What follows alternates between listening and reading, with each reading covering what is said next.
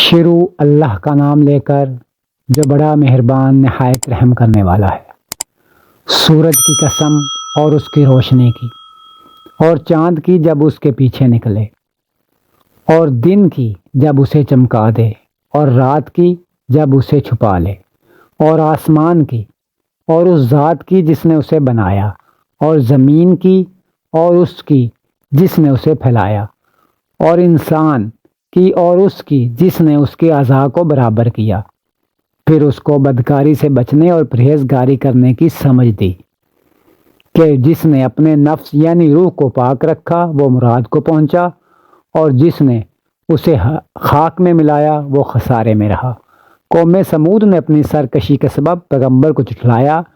جب ان میں سے ایک نہایت بدبخت اٹھا تو خدا کے پیغمبر صالح نے ان سے کہا، خدا کی اونٹنی اور اس کے پانی پینے کی باری سے عذر کرو، مگر انہوں نے پیغمبر کو جھٹلایا اور اونٹنی کی کونچیں کاٹ دیں،